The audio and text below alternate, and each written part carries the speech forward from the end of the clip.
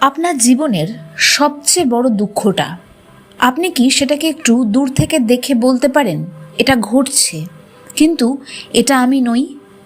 যদি পারেন তাহলে আপনি মুক্তির পথে, যদি না পারেন তাহলে আপনি এখনও প্রারব্ধের ভেতরে আটকে আছেন। কিন্তু প্রশ্ন হলো, এটা কি আদৌ সম্ভব, নাকি শুধু শ্রীরাম শ্রীকৃষ্ণদের পক্ষেই সম্ভব? আজ আমরা খুঁজব প্রারব্ধ, সাক্ষীভাব, নাম স্মরণ এবং মুক্তির সেই গভীর সম্পর্ককে আরও একবার একটু বিশদে। প্রারব্ধ হলো আপনার জীবনের অদৃশ্য স্ক্রিপ্ট। ভাবুন, আপনি কোথায় জন্মালেন, কোন পরিবারে বড় হলেন, কোন মানুষ আপনার জীবনে এলো, এসব কি আপনি ঠিক করেছিলেন? না, এগুলোই প্রারব্ধ। অতীত কর্মের সেই অংশ যা এই জীবনে ফল দিচ্ছে। গীতায় বলা হয়েছে, প্রকৃতির গুণই সকল কর্ম সম্পাদন করে। অর্থাৎ জীবনের অনেক কিছুই আপনার আমার নিয়ন্ত্রণে নেই। তাহলে আমরা কি সম্পূর্ণ অসহায়? এইখানেই আসল ভুলটা হয়। মানুষ ভাবে সবই যদি প্রারব্ধ তাহলে আমি কিছুই করতে পারি না, কিন্তু শাস্ত্র তা বলে না। প্রারব্ধ ঠিক করে আপনার সামনে কি আসবে, কিন্তু আপনি কিভাবে সেটাকে গ্রহণ করবেন সেটা এখনও আপনার হাতে। ঠিক এখানেই আপনার স্বাধীনতা। তাহলে দুঃখের আসল কারণটা ঠিক কোথায় লুকিয়ে রয়েছে? একটা খুব সূক্ষ্ম জিনিস এখানে বুঝতে হবে। ঘটনা আপনাকে ভাঙে না, আপনার আমি বোধ, আপনার অনুভূতি আপনাকে ভাঙে। সেই ঘটনার সঙ্গে আপনার যে অ্যাটাচমেন্ট, আপনার যে সংযোগ, সেই সংযোগটা আপনাকে ভেঙে ফেলছে। যখন আপনি বলেন আমার সাথে এটা কেন হলো, তখন কষ্ট বাড়ে। কিন্তু যদি বলেন এটা ঘটছে, আমি দেখছি, তখন কষ্টের তীব্রতা আস্তে আস্তে কমে। এই পরিবর্তনটাই ভোগী থেকে সাক্ষী হওয়া। এই সাক্ষী ভাব, এই ব্যাপারটার মধ্যে উপনিষদের গোপন শিক্ষা লুকিয়ে রয়েছে। উপনিষদে বলা হয়েছে, একটি গাছে দুটি পাখি, একটি ফল খাচ্ছে, অন্যটি শুধু দেখছে। আমরাও ঠিক তাই।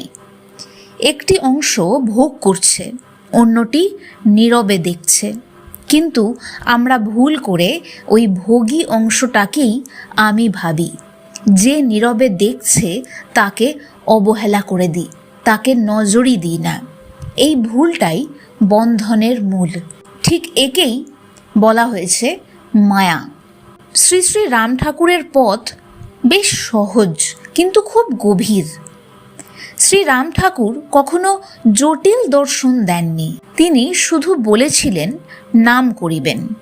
এই কথার মধ্যে লুকিয়ে আছে পুরো উপনিষদের সারাংশ। কারণ নাম মনকে স্থির করে। মন স্থির হলে আপনি দেখতে শুরু করেন। দেখতে পারলেই আপনি সাক্ষী। অবতারদের জীবনে কি দুঃখ ছিল? একটা খুব গুরুত্বপূর্ণ প্রশ্ন। শ্রীরামচন্দ্র বনবাসে গেছেন, স্ত্রী হারিয়েছেন। ভগবান শ্রীকৃষ্ণ যুদ্ধের মাঝে দাঁড়িয়েছেন। তাহলে কি তাদের কষ্ট হয়নি? হয়েছিল।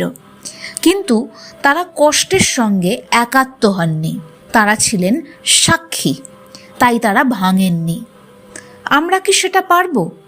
সত্যি কথা, হ্যাঁ, কিন্তু খুব ধীরে ধীরে। প্রথমে আপনি ভোগী, তারপর সচেতন হন, তারপর মাঝে মাঝে সাক্ষী হতে পারেন, তারপর একদিন সেটাই আপনার স্বাভাবিক অবস্থা হয়ে যায়। এই পুরো প্রক্রিয়ার চাবিকাঠি নাম স্মরণ। আজ থেকে একটি অনুশীলন শুরু করুন। যখনই কষ্ট আসবে, কঠিন পরিস্থিতি আসবে, নিজেকে বলুন, এটি ঘটছে আর আমি দেখছি। আর একটা কথা তো নিশ্চয়ই জানেন, সব কিছুই কিন্তু সময়ের স্রোতে ঢেউয়ের মতো চলে যায়। নিজেকে সেই পরিস্থিতিতে আপনি বলতে পারেন, এই পরিস্থিতিও সাময়িক, কেটে যাবে এটাও। This too shall pass. প্রতিদিন 5 মিনিট নাম জপ করুন। দিনে অন্তত একবার নিজেকে জিজ্ঞাসা করুন, আমি এখন ভোগী না সাক্ষী? ওই প্রতিদিনের 5 মিনিট জপটাকে আস্তে আস্তে বাড়ানোর চেষ্টা করুন। জীবনের প্রত্যেকটি কাজে যখনই মনে হবে নাম জপের মধ্যে থাকুন। হ্যাঁ, যে কোনো পরিস্থিতিতেই নাম স্মরণ করা যায়। আপনারা চেষ্টা করে দেখবেন এটি সম্ভব। এই 3টি অভ্যেস ধীরে ধীরে নিজেদের জীবনে একাত্ম করে ফেলুন। আপনার চেতনা বদলাবে।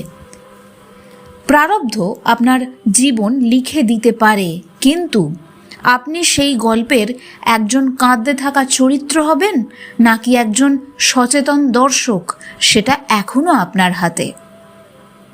হয়তো এই কারণেই শ্রী রাম ঠাকুর এত সহজ করে বলেছিলেন, নাম করিবেন, নামই আপনাকে পথ দেখাইয়া দিবে। ওম শান্তি, ওম শান্তি, ওম শান্তি।